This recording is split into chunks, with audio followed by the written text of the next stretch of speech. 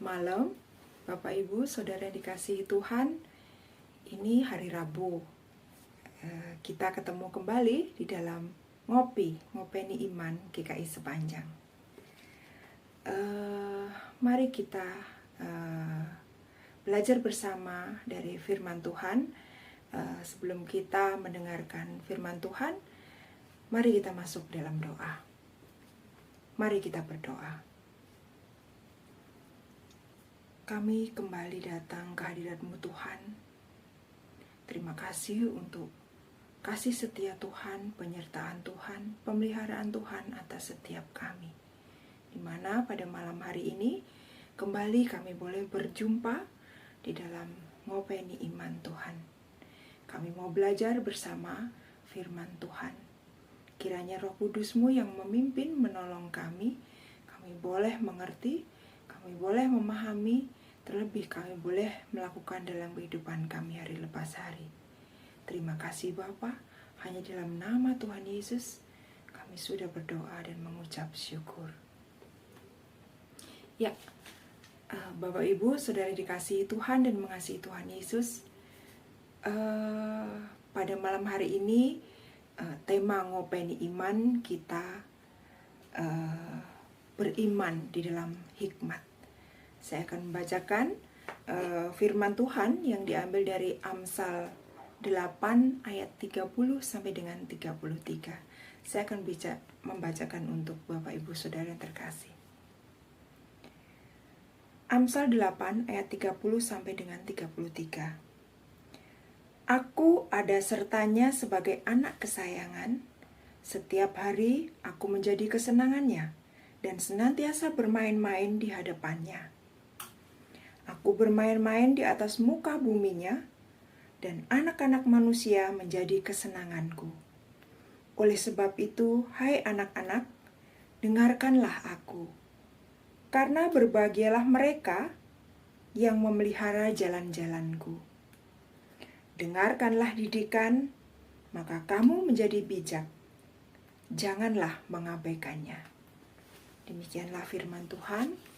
Kiranya kita boleh melakukannya dalam kehidupan hari lepas hari. Ya, Bapak Ibu, Saudara yang dikasihi Tuhan dan mengasihi Tuhan Yesus, hikmat itu sangat dibutuhkan di dalam mengambil suatu keputusan. Bahkan mulai kecil saat ini hikmat itu sebenarnya sudah diajarkan. Contoh kecil pada anak-anak kita. Bagaimana kita mendidik, memberikan pengertian, memberikan pemahaman bahwa contoh hal kecil ya. Ayo ganti baju. Kalau mau ke gereja, pakai baju yang rapi, pakai baju yang baik. Nah, itu suatu contoh kecil hal-hal yang kita ajarkan kepada anak-anak, kepada cucu, kepada adik, ataupun kepada saudara-saudara kita.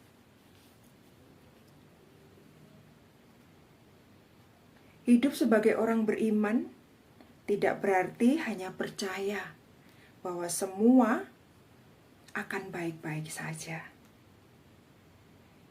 Hidup sendiri itu harus berjalan, terus berjalan. Jadi beriman itu bukan berarti tidak berpikir. Amsal justru mengajarkan bahwa orang-orang yang beriman, orang-orang yang takut akan Tuhan itu adalah orang-orang yang menghargai pentingnya pengetahuan dan didikan. Jadi di sini Amsal benar-benar mengajarkan kepada kita bahwa orang yang beriman itu, orang yang takut akan Tuhan itu adalah orang-orang yang menghargai pentingnya pengetahuan dan didikan. Artinya, orang yang beriman tahu pentingnya proses berpikir dan mempertimbangkannya. Dalam menjalani kehidupan, itulah yang oleh Amsal disebut berhikmat. Saya ulangi ya. Artinya, orang yang beriman itu tahu pentingnya proses berpikir dan mempertimbangkannya. Di dalam lingkup gereja kita juga bisa belajar bahwa di dalam contoh hal kecil ya, di dalam entah itu di komisi, entah itu di kemajelisan. Jadi di dalam memutuskan segala sesuatunya itu melalui proses semuanya. Kita berproses, tidak ujuk-ujuk langsung diputuskan sepihak seperti itu ya. Yang pasti kita berproses untuk berpikir, berdiskusi, dan mempertimbangkannya segala sesuatunya. Nah, itulah yang oleh Amsal disebut berhikmat. Dengan berhikmat, setiap orang beriman dituntut selalu untuk melangkah di jalan Tuhan. Kitab Amsal digolongkan sebagai sastra hikmat. Kalau boleh saya sedikit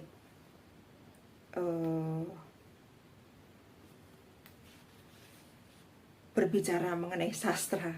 Saya bukan seorang sastrawan ya, jadi sebenarnya kata-kata sastra itu begitu sulit ya untuk memaknainya begitu. Jadi sastrawan gitu.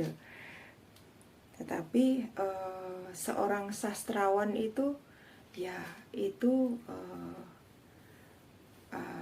suatu talenta yang dia miliki gitu ya.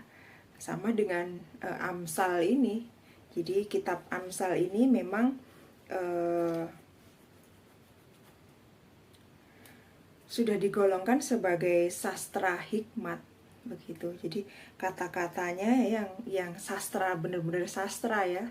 Saya pun juga untuk memaknainya ya hanya Roh Kudus ya yang boleh memberikan pengertian dan pemahaman. Orientasi hikmat di dalam Amsal adalah situasi konkret yang mengarahkan orang untuk bertindak dengan baik dan berjalan di dalam kebenaran. Nah, Bapak Ibu yang dikasihi Tuhan dan mengasihi Tuhan Yesus, berhikmat. Sebenarnya ya balik lagi itu, orang beriman itu loh bukan berarti tidak berpikir, bukan berarti tidak berpikir ya tentang segala sesuatunya. Justru dikatakan di sini bahwa hikmat sangat dibutuhkan dalam mengambil keputusan.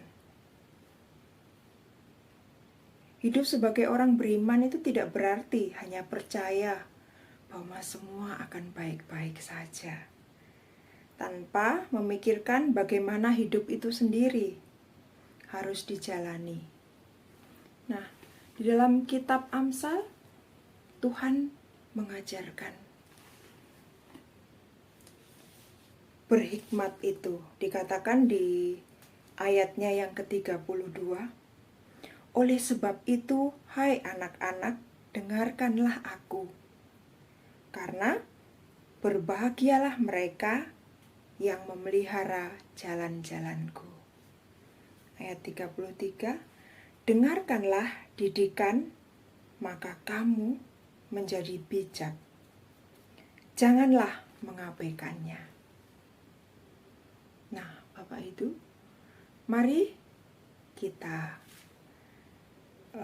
semakin berhikmat. Kiranya Roh Kudus senantiasa menolong dan memampukan kita Kiranya Roh Kudus memberikan hikmat hari lepas hari atas setiap kita, baik di dalam keluarga, di dalam pelayanan, di dalam studi, di dalam pekerjaan. Semua apa yang kita lakukan, senantiasa kita melakukannya dengan penuh hikmat. Amin. Tuhan Yesus memberkati. Mari kita berdoa. Tuhan, terima kasih untuk firman-Mu yang senantiasa menguatkan iman percaya kami. Saat ini kami boleh belajar apa itu berhikmat. Kami boleh memaknainya. Kami boleh semakin mengerti bahwa segala perbuatan kami, tingkah laku kami, keputusan apa yang akan kami ambil, kiranya hanya hikmat Tuhan. Semuanya berasal dari Tuhan. Kami boleh memiliki, kami boleh melakukan bagaimana berhikmat. Terima kasih Bapa, terima kasih. Hanya di dalam nama Tuhan Yesus kami mengucap syukur dan berdoa. Amin.